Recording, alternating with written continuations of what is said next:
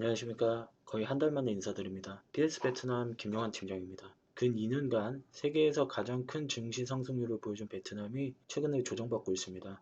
베트남 시장에 투자하고 계시거나 관심을 갖고 계신 많은 분들이 왜 이렇게 조정을 받고 있나 궁금해하실 것으로 생각됩니다. 이에 최근의 증시 하락 요인과 향후 전망에 대해 간략히 정리하고자 영상을 준비했습니다.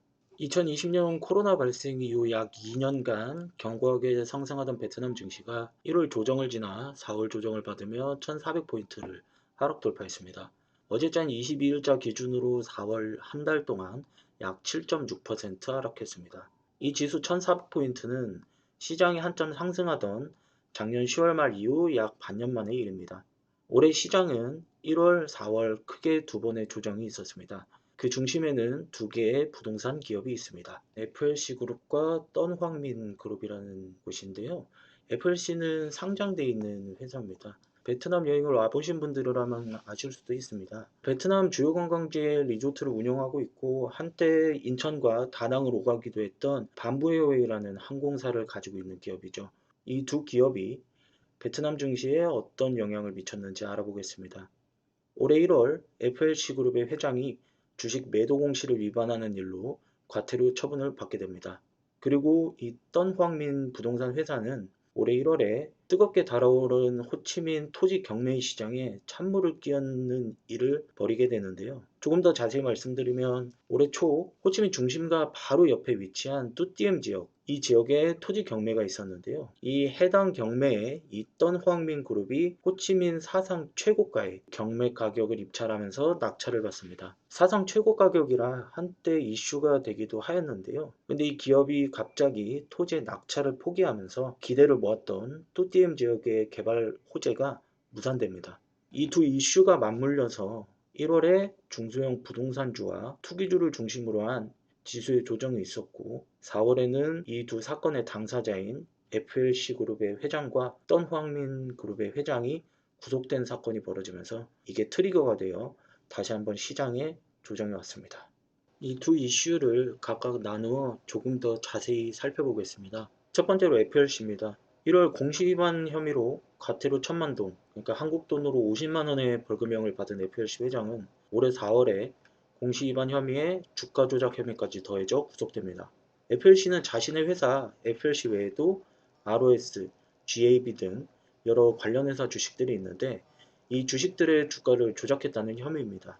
단순 FLC와 관계사의 이슈라면 좋았겠지만 이 사건이 증권시장 전체로 파장이 확대되게 됩니다. 이번 사건과 관련된 국가증권관리위원회 위원장 호치민 하노이거래소 관계자의 징계 소식이 알려지고 나아가 사안에 따라 기소 가능성까지 나오고 있으며 FLC 외에도 주가 조작 혐의를 받는 TVB 증권의 대표 등이 당국에 체포되면서 그 영향이 커지고 있습니다. 이에 정부는 증시 사상 처음으로 주가 조작과 관련된 조사 확대를 지시했으며 5월 정기국회를 앞둔 국회 경제위원회에서는 기관 투자자와 증권사의 주가 조작에 관한 의견과 예방책을 건의할 것을 요청하기도 했습니다. 다음으로 조금 더 복잡한데요. 떤황민 그룹입니다. 1월 토지 경매 포기 이후에 일단락된 줄 알았던 이 떤황민 이슈가 다시 불거졌는데요. 최근 발행한 사모채권의 발행과 관련하여 구속되었습니다. 베트남은 채권을 발행할 때 발행 단계에서 조달 자금의 사용 계획을 미리 공시하게 되어 있는데요.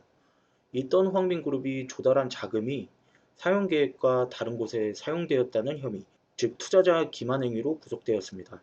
이게 회장만 구속이 되면 되는데 이 사건이 또 금융시장에 영향을 미칩니다.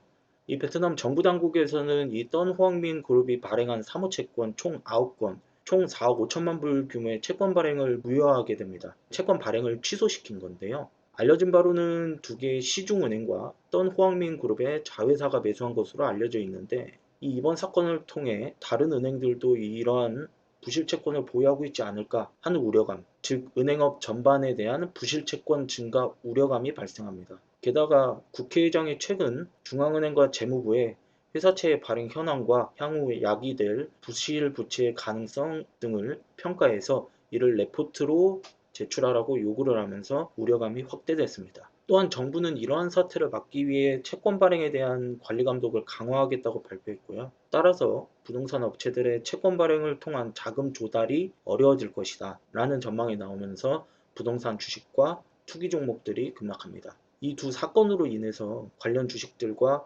특히 지난 2년간 크게 오른 투기 종목들이 급락하면서 조정받고 있습니다. 게다가 이 시장 조정이 며칠간 지속되다 보니 개인 투자자들의 신용 물량, 즉 마진콜이 발생하면서 추가 하락을 부추겼습니다.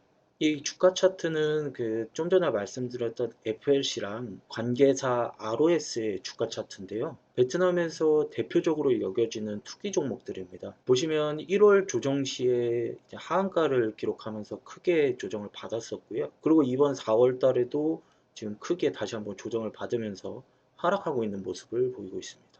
이 두 부동산 기업이 전체 시장에 영향을 주면서 조정을 받긴 했지만요.